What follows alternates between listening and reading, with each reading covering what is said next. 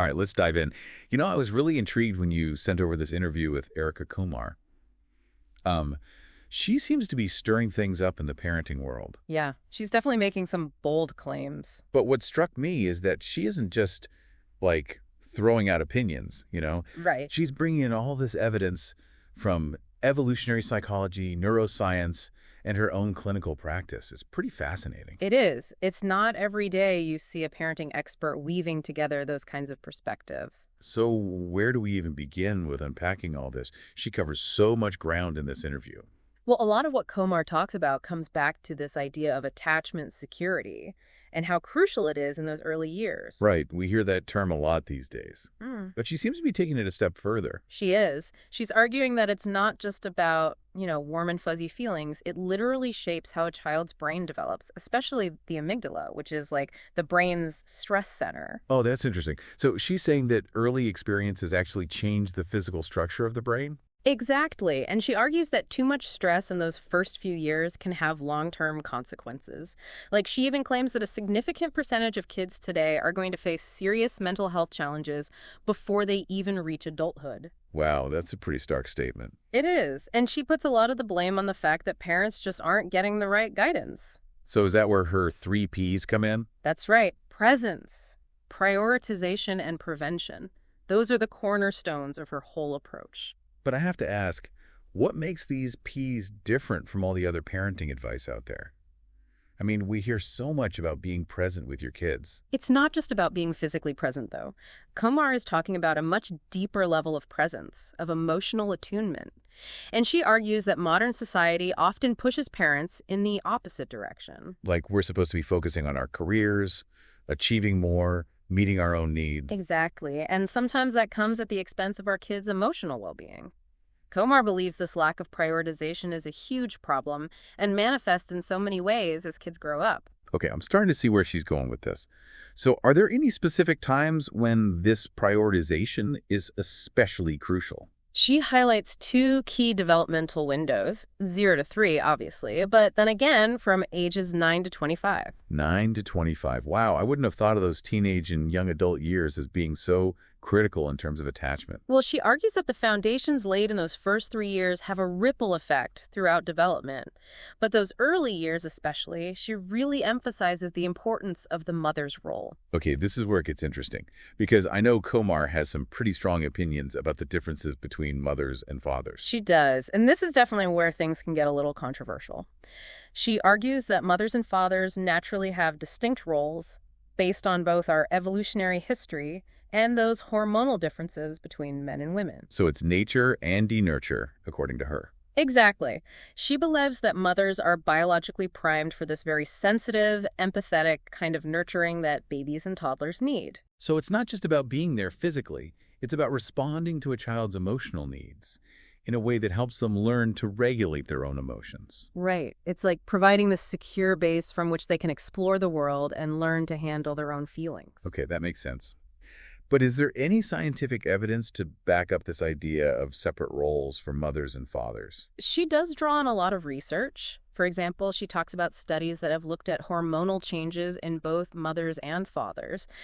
Like, did you know that testosterone levels actually drop in fathers who are heavily involved in childcare? No, I didn't know that. That's fascinating. It is, and it might help explain why mothers, with those lower testosterone levels, might be more naturally drawn to those soothing, caretaking tasks. It's not that fathers can't do it, but it might require a bit more conscious effort for them to tap into those nurturing instincts. Okay, so that's the mother's role. Uh-huh. But what about fathers? Are they just sidelined in Komar's view? Not at all. She's very clear that fathers are absolutely crucial, but their strengths lie in a different area. So while moms are providing that calm, soothing presence, what are dads doing? Komar describes them as the playful, tactile stimulators.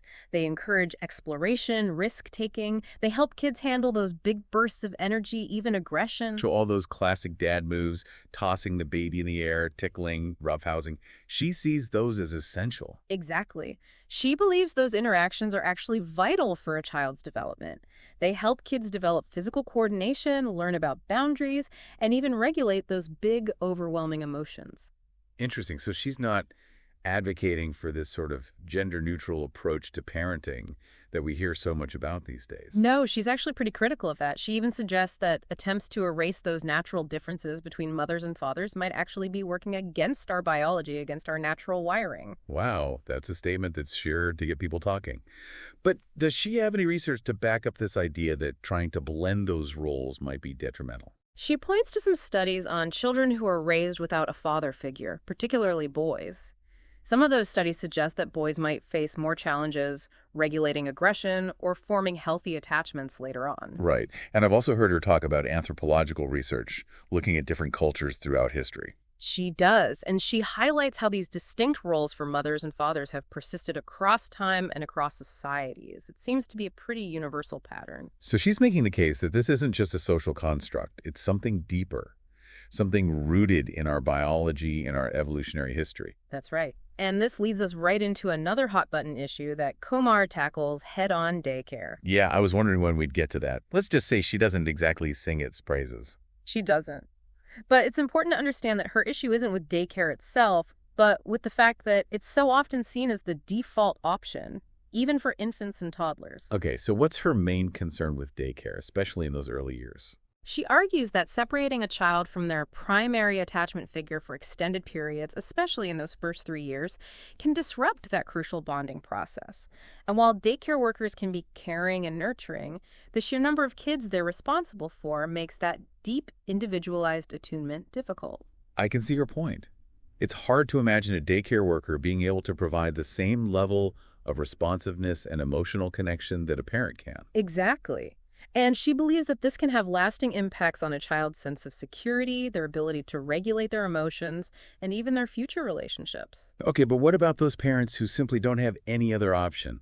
I mean, not everyone can afford to stay home or find alternative childcare arrangements. She does acknowledge that these are very real challenges that many families face, but she encourages parents to think outside the box, to get creative in finding solutions. She even interviewed a single mother for her book who successfully raised 3 kids while working full-time, and this woman prioritized quality time in the evenings. She relied on a trusted neighbor for childcare during the day. It was all about emphasizing that strong one-on-one connection. So it sounds like her concern isn't so much about who's providing the care, but about the quality of that connection and about making sure a child's emotional needs are being met consistently. Exactly. And she points out that, in the past, extended families often lived closer together and provided more support that eased the burden of childcare. But today, many parents are left feeling isolated and overwhelmed. Yeah, it's definitely not the village it used to be. Right. And Komar is even critical of some of those modern trends, like hiring baby nurses so mothers can sleep through the night. Her point is that parenting, while challenging, requires those moments of discomfort and sacrifice. Those are the moments that ultimately strengthen the parent-child bond. It sounds like she's advocating for a return to a more village-like approach to raising kids. She is. She believes that modern society has isolated parents, pushing them towards solutions that prioritize convenience over connection. Okay, that makes sense. But what's her advice for those parents who are, say, single or who simply can't afford to stay home? She encourages seeking out support groups or building those kinship bonds within their communities. And if they do have to use daycare, she stresses the importance of finding options that prioritize one-on-one connections rather than just placing children in those large group settings. It sounds like she's pushing us to really think beyond the traditional models of childcare and get creative in finding solutions that put our children's emotional well-being first. Absolutely. And she argues that this secure attachment, that sense of safety and connection, is the foundation for everything else. It's what allows children to thrive, not just emotionally, but mentally and even physically. I've even heard her talk about this concept of reprosa, which I found really interesting. Oh, yes. That's a great example. Yeah. It's that moment when a toddler, they're feeling secure, so they venture out to explore, but then they keep looking back just to make sure their caregiver is still there. Oh, yeah. I've definitely seen that with my own kids. It's like they need that reassurance, that visual check-in. Exactly. And Komar believes those little check-ins are crucial. They're what allow kids to take risks, to explore their world, knowing they have that safe haven to return to if they need it. So it's not just about clinging. It's about that balance between exploration and reassurance. Precisely. And Komar argues that fostering this type of secure attachment is not only possible, but essential for raising resilient, emotionally healthy children. And she doesn't shy away from challenging some of those societal norms that might conflict with that goal, like her views on paid parental leave, for example. Yeah, I read that she's pretty outspoken about that. Yeah. She's not happy with the lack of support for parents in the United States. Not at all. She contrasts it with countries like Slovenia or Slovakia or even Sweden, where mothers get years of paid leave. And she sees this lack of support in the U.S. as a real societal disregard for the importance of those early years. It's almost like we're saying that those early years don't matter as much as, say, productivity or economic output. That's how she sees it. And she even proposes some pretty radical ideas like letting parents borrow from their Social Security to fund their leave. Wow, I've never heard that idea before. Her argument is that most parents would gladly work a little longer later in life if it meant they could have that precious time with their babies. It's definitely a different way of looking at it. But she's basically saying that investing in those early years would pay off big time in the long run. Exactly. She believes it would lead to a healthier society, potentially reducing mental health issues down the line, and easing the strain on the healthcare system. Okay, that makes sense. But she also links this lack of support for parents to the rising rates of ADHD diagnoses, right? Yeah. And the increasing reliance on medication. She does, and this is another area where she's likely to spark some debate. Is she saying that ADHD is overdiagnosed? She believes it often is, and she's very critical of what she sees as the over-medication of children. So if it's not just a disorder that needs to be treated with medication, then what is it? Well, Komar sees those ADHD symptoms not so much as a disorder, but as a stress response. It's the body's way of signaling that something is out of balance. So instead of just labeling it a disorder and medicating the symptoms, she's suggesting we look at what might be causing that stress in a child's life. Exactly. And Komar believes that the first step should always be seeking parent guidance from a therapist. A therapist can help parents understand the potential stressors in their child's environment and develop strategies for reducing that stress. That makes sense. But how does neuroscience fit into all of this? What does it tell us about ADHD? Well, she explains how stress activates that fight or flight response. You know, that surge of adrenaline that prepares us to either fight or flee from danger. And that response is triggered by the amygdala, that part of the brain we were talking about earlier. Right, the brain stress center. Yeah. Okay, so how does that relate to ADHD?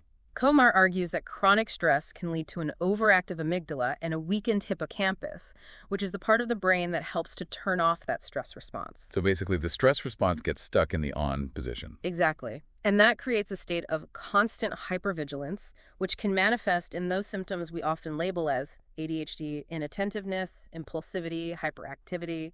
So it's not that ADHD doesn't exist, but she's saying it's often a symptom of a deeper issue, a stressed out nervous system. That's the core of her argument. And she pushes parents to really look at their role in a child's stress. Is there excessive separation due to daycare or work commitments? Are there conflicts within the family? Even seemingly small stressors like a new sibling or frequent moves can have a big impact on a child's nervous system. So she's saying, don't just mask the symptoms, address the root cause. Exactly. And she believes that addressing those root causes rather than just medicating the symptoms is the key to truly helping kids thrive. This is also fascinating. And she even brings in this concept of the sensitivity gene, right? She does. That's another piece of the puzzle. Okay, I'm not familiar with that. What is the sensitivity gene?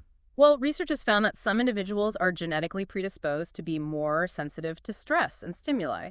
They just process information differently, and they tend to be more reactive. So some kids are just wired to be more sensitive. Exactly.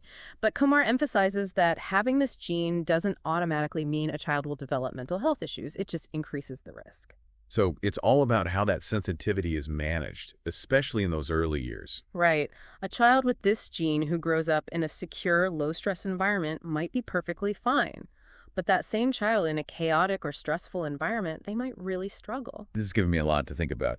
It really highlights how nature and nurture interact to shape who we become. It does. And this is where those 3 Ps become even more crucial. By prioritizing presence, prevention, and fostering secure attachment, parents can actually buffer the impact of that sensitivity gene. So it's not just about accepting that some kids are more sensitive. It's about creating an environment that supports them. Exactly. It's about recognizing that some kids might need a different approach, a more gentle and understanding style parenting that acknowledges their heightened sensitivity.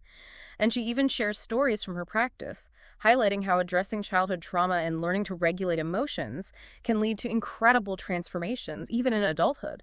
It's never too late to work on these things. That's encouraging. So it's not all doom and gloom. There's hope, even for those who might have had a rough start. Absolutely. Komar believes in the brain's plasticity, its capacity for change and healing throughout life. It's about being open to exploring our past, seeking out supportive relationships that help us to grow. It sounds like she's advocating for a real paradigm shift in how we think about parenting, about mental health, about child development in general. She is. And it's a message that I think a lot of people need to hear. This has already given me a lot to think about, and we haven't even touched on divorce or technology yet. I know, right? There's so much more to explore. But I think we've laid a good foundation for understanding Komar's overall approach. We have. And maybe we can delve into those other topics and her specific recommendations for parents in the next part of this deep dive. Okay, we're back. And I have to say, I'm still digesting everything we covered in the first part of this deep dive into Erica Komar's ideas about parenting. It's a lot to take in, and it's definitely challenging some of my own assumptions. I know what you mean. Her approach is pretty radical in a lot of ways. But I think what I find so compelling is how she backs up her ideas with evidence. You know, it's not just like her opinion. She's pulling from research, from clinical experience, from all these different fields. Right. She's not just telling us what to do. She's explaining why she believes it's so important. Exactly. And that's what makes it so thought-provoking. So do you want to maybe dig into some of that research a bit more? Yeah, let's do that. I remember her talking about some studies on the impact of daycare, for example. Oh, right.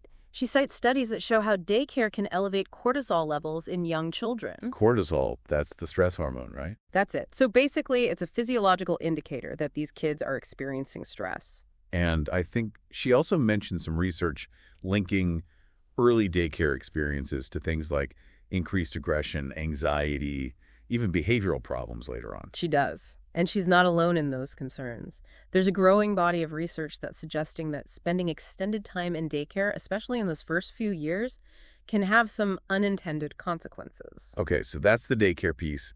But I know she also draws heavily on the work of attachment theorists, right? Yeah. Like John Bowlby and Mary Ainsworth. Yes. Their work was so important in showing how those early relationships we have shape our ability to form healthy bonds throughout life. Right, that makes sense. And I think Komar takes it a step further, linking attachment security to actual brain development, especially when it comes to the amygdala. Exactly. That part of the brain that plays such a key role in processing emotions, especially fear. And her argument is that excessive stress in those early years can actually lead to an overactive amygdala. Right, making children more prone to anxiety and emotional outbursts, even difficulty forming healthy relationships later on. It's like their brains get wired for a constant state of alert. Okay, so too much stress is bad. Yeah. But what about the flip side? Can positive experiences actually change the brain for the better? Absolutely. Komar highlights research showing that nurturing touch, responsive caregiving, those things can actually regulate a baby's stress response. So those cuddles, those moments of connection, they're not just nice to have, they're actually shaping the brain's architecture. Exactly, and helping to create those neural pathways for emotional regulation, for resilience, for healthy social development. It's really powerful stuff. It makes you realize just how much power we have as parents. It's a bit daunting, honestly. It can be, but I think it's also empowering. We're not just along for the ride, we're actively shaping our children's development, for better or for worse. Okay, so that's a lot to take in. But it all comes back to Komar's central message, right? That we need to be more intentional, more conscious in our parenting choices. Exactly, and she's advocating for a real shift in priorities, putting our children's emotional needs front and center. And that this might mean making some sacrifices. Yeah. Right. Maybe even challenging some of those societal expectations about what it means to be a good parent these days. She's definitely not afraid to challenge the status quo, and I think that's part of what makes her work so refreshing and so potentially controversial. Right, because she doesn't sugarcoat things. She's upfront about the challenges, the sacrifices involved in this approach to parenting. It's not always easy. Not at all. And she acknowledges that sometimes you can't control everything, you can't prevent every hardship, but her point is that those sacrifices are ultimately worth it because they lead to healthier, more resilient, more well-adjusted children. And I think that's a goal that most parents share. Oh, absolutely. And it's not just about our kids. It's about creating a more compassionate, more emotionally intelligent society as a whole. Okay, so we've talked about the research, the overall philosophy. But I know Komar makes some pretty bold statements that are bound to ruffle some feathers. Oh, yeah. She's not shy about sharing her opinions, even when they go against the grain. Like her emphasis on those distinct roles for mothers and fathers, for example. That's a big one. In today's world where so many people are pushing for gender equality in parenting, her stance can seem a bit, I don't know, outdated. Yeah, I can see how some people might find it a bit regressive. Especially that phrase she uses, a child needs a mother and a father. That's definitely going to spark debate. It is. But I think it's important to understand where she's coming from. She's not saying that fathers are incapable of nurturing or that mothers shouldn't have careers. Right. It's more nuanced than that. She's arguing that from an evolutionary perspective, men and women just have different hormonal profiles and different innate predispositions that influence how they approach parenting. And she does have some research to back that up. Remember that study she mentioned about how testosterone levels drop in fathers who are heavily involved in childcare? Right, right. So it's not about reinforcing those rigid traditional gender roles, but recognizing that there are some inherent differences that might play out in how we parent. Exactly. And she's not saying these rules are set in stone either. She even suggests that if a father is going to be the primary caregiver, he needs to learn to be the mother, so to speak, meaning he needs to develop those skills of sensitive, empathetic nurturing that might come more naturally to women. It's interesting. So it's not about excluding fathers, but recognizing that they might need to approach childcare a little differently. Right. And I think that's where communication and flexibility come in. It's about couples having those honest conversations about their strengths and weaknesses, their needs and expectations, and finding a parenting style that works for them, even if it doesn't fit neatly into those traditional gender roles. Exactly. And being willing to adjust as their child grows and develops and as their own lives change. There's no one-size-fits-all approach to parenting. Okay, so we've talked about gender roles, which is definitely a hot-button issue. But her stance on daycare is another one where I can see some people pushing back. Yeah, absolutely. I mean, daycare is a reality for so many families. It's often a necessity for working parents. And there are so many high-quality daycare centers out there that provide excellent care. So it's not like all daycare is bad. Right. And Komar acknowledges that. She's not saying that daycare is inherently evil or that all daycare centers are terrible. So what is her concern then? Why is she so hesitant about daycare, especially for those youngest kids? Her message is more that it should be a last resort, not the default. She believes that those first 3 years are so critical for brain development and attachment that, whenever possible, children should be cared for by their primary attachment figure. So it's not about judging parents who use daycare, but encouraging them to explore other options first, and to really be mindful of the potential impact of extended separation on their child's development. Right, because even in the best daycare settings, it's hard to replicate that deep one-on-one bond that a child forms with their primary caregivers. Okay, that's a fair point. It's about making those informed choices, weighing benefits and risks, and considering your own individual circumstances. Exactly. And if daycare is the only option, she does offer some suggestions for making it a more positive experience, like prioritizing small group sizes, low caregiver-to-child ratios, and a nurturing, responsive approach to care. So it's about finding a daycare where your child feels safe, seen, understood, not just a place where they're being supervised. Right. It should feel like an extension of the home environment as much as possible. And I think she also talked about the importance of those after daycare hours, right? Yes. Making sure you're really spending quality time with your child when they get home, giving them your undivided attention, engaging in those playful interactions, just reinforcing that emotional connection. So it's about making up for that lost time, showing them that you're still there for them even after a day of separation.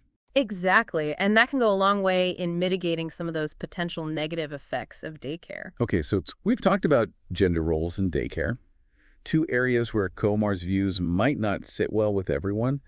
But her concerns about technology, I think those are pretty aligned with what a lot of experts are saying these days. Definitely.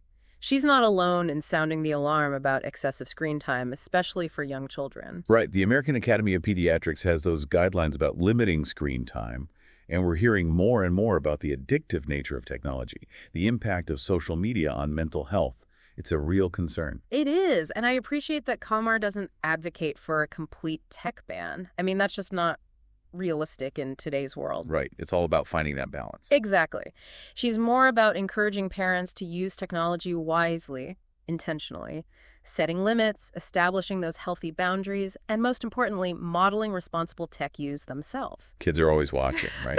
They are, so we need to be mindful of our own screen time habits and make sure we're prioritizing real-life interactions, creative exploration, and self-discovery outside the virtual world. That's a great reminder for all of us. It is. It's easy to get caught up in the digital world, but we need to make sure we're not neglecting those real-world connections. Okay, before we move on to her specific recommendations for parents, there's one more aspect of her work that I wanted to touch on.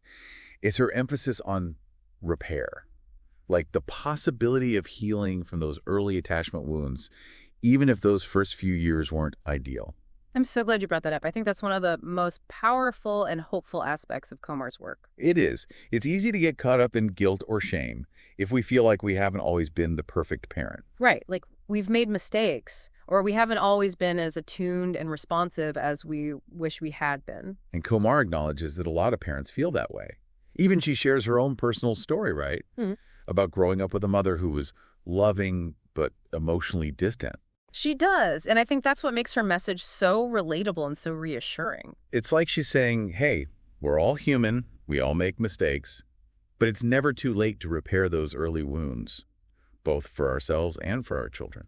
And it all comes back to that concept of neuroplasticity, the brain's amazing ability to change and heal throughout life. Right, it's not fixed. We're not doomed by our past experiences. Exactly. And even if those first few years weren't perfect, we can still make a conscious effort to be more present, more attuned, more responsive to our children's needs. It's about breaking those negative cycles and creating new, healthier patterns of interaction. It's a journey, not a destination. And sometimes we need help along the way. Right. She encourages parents to seek professional support if they need it, whether it's to address their own childhood trauma or if they're just struggling to connect with their child. There are therapists, support groups, resources available. It's okay to ask for help. In fact, it's a sign of strength. It's about recognizing that we don't have to do this alone. We can learn and grow and become the best parents we can be, even if we didn't have the best role models ourselves. That's such a powerful message of hope and empowerment, and I think it's something that a lot of parents need to hear. Okay, I think we did a good job of exploring those broader themes of Komar's work. We talked about the importance of secure attachment, her views on gender roles in daycare, which might be a bit controversial, her concerns about technology, and then that really important emphasis on repair and healing. We covered a lot of ground, but it feels like we've just scratched the surface. I know, right? There's so much more to unpack. But I think we've laid a good foundation for understanding her overall approach. We have, and I think what struck me the most is her passion for advocating for children's well-being and her willingness to challenge the status quo, even if it makes people uncomfortable. It's like she's not afraid to stir the pot, to get people thinking, to question those deeply ingrained beliefs about parenting.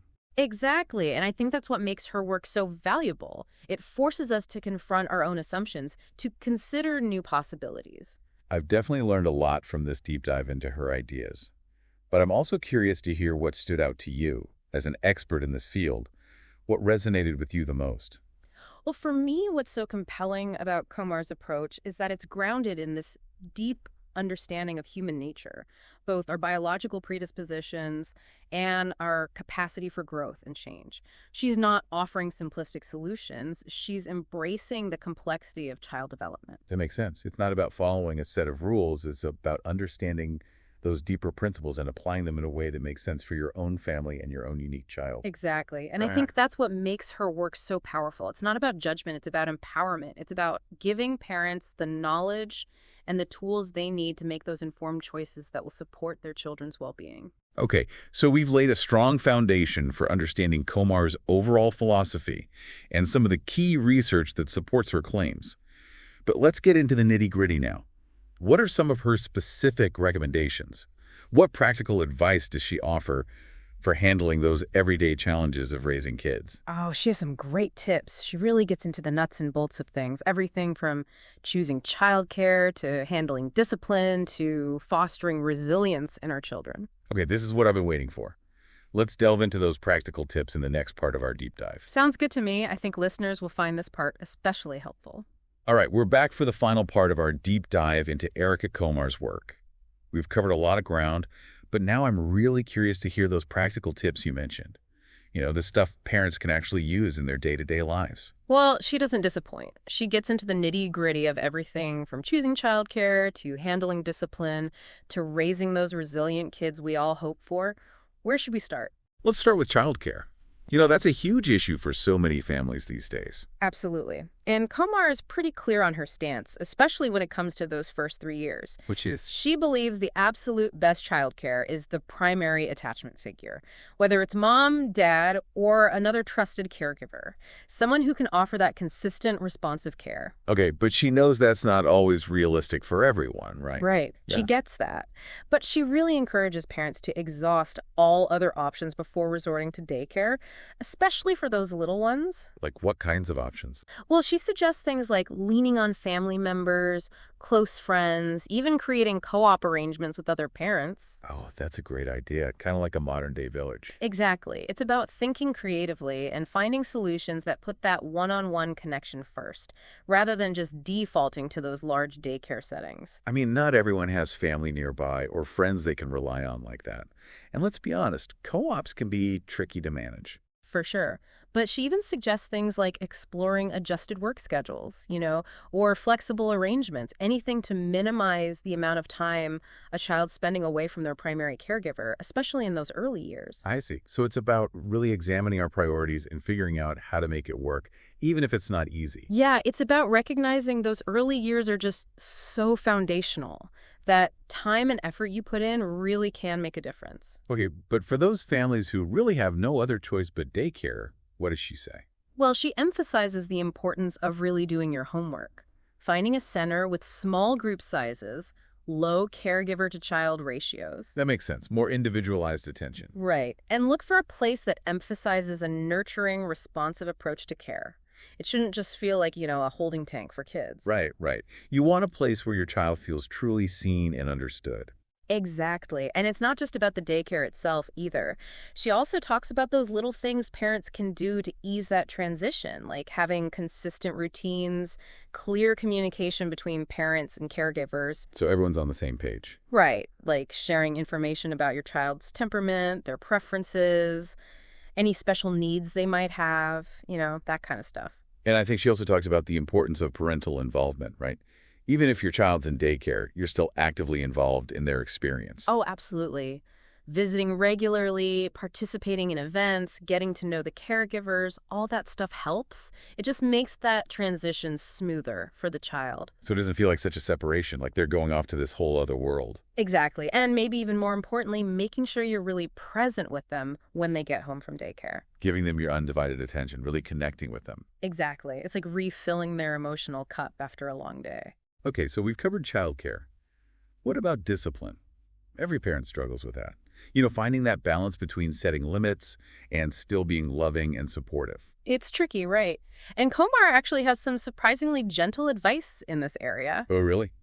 I'm all ears. Well, she really emphasizes the importance of empathy, even when you're disciplining. Empathy. So like trying to see things from the child's perspective? Exactly. Trying to understand why they're behaving that way, acknowledging their feelings, before you even get into the whole explaining the rules and consequences thing. I can see how that would help a child feel heard and respected. Right. Like their feelings matter, even if their behavior needs some adjusting.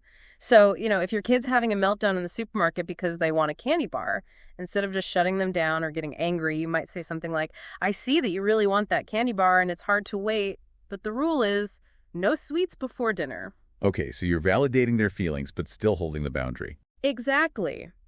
And Komar also talks about the importance of consistency and clarity. Kids thrive on predictability. Knowing what to expect. Right. So establish those clear rules, consequences, and then enforce them consistently. Don't give in to tantrums or make exceptions just because it's easier in the moment. That's where I struggle sometimes. I think we all do.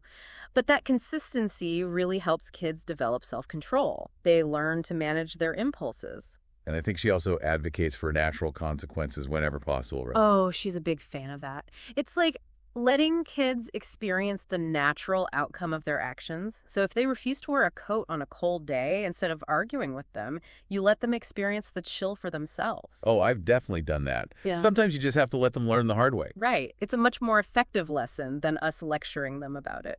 And of course, like with everything else, she stresses the importance of modeling the behavior we want to see in our kids. Always. Kids are little sponges. They're absorbing everything we do, whether we realize it or not. So if we want them to be respectful, responsible, emotionally balanced people, we have to embody those qualities ourselves. Lead by example, right? Exactly. Hmm. Okay, so childcare and discipline, we've checked those boxes. But what about resilience? That seems to be another big theme in her work. How do we raise those tough, adaptable kids who can bounce back from setbacks? She has some great insights on that. And I think a lot of it comes back to what we were just talking about, not shielding kids from every difficulty. Oh, right, letting them experience those age-appropriate challenges and setbacks. Exactly. She argues that when we try to protect our kids from all adversity, we actually make them more fragile in the long run. It's like those muscles of resilience never get a chance to develop. So we have to let them fall down sometimes. Metaphorically speaking, yes. And of course, we're there to support them, to encourage them, but we don't need to swoop in and rescue them from every little thing. So finding that balance. Right, between offering that safety net and letting them figure things out on their own. And that's how they learn those problem-solving skills, those coping mechanisms. That's how they build confidence in their ability to handle whatever life throws at them. It makes sense. And I think she also talks about the importance of modeling resilience ourselves, right? Absolutely. Showing our kids how we handle our own setbacks, how we manage stress, how we bounce back from adversity. Actions speak louder than words. Exactly. And another key piece of this whole resilience puzzle is fostering a growth mindset in our kids. Growth mindset. Remind me what that is again. It's about praising effort and persistence, not just outcomes or achievements, helping them see challenges as opportunities for growth rather than threats to their self-worth. Oh, I like that. So instead of saying, you're so smart, you might say, wow, you really stuck with that problem. You didn't give up. Exactly. And that helps kids develop this sense of agency, like they have the power to learn and grow and overcome obstacles. It's about fostering that belief in themselves, even when things get tough. Exactly. And it goes hand in hand with teaching them those healthy coping mechanisms for managing stress and difficult emotions. Like deep breathing, mindfulness, that kind of stuff. Exactly. Just giving them those tools to navigate those ups and downs without resorting to unhealthy behaviors, like withdrawing or acting out. Right. Give them healthy ways to process those big feelings. Yes. And one more thing I wanted to add about resilience is that Komar also talks about fostering a sense of purpose and meaning in our children's lives. Oh, that's interesting. I hadn't thought about that as being connected to resilience. Well, she believes it gives them that inner strength, something to draw on when things get tough. So encouraging their passions, supporting their interests, helping them find something that lights them up.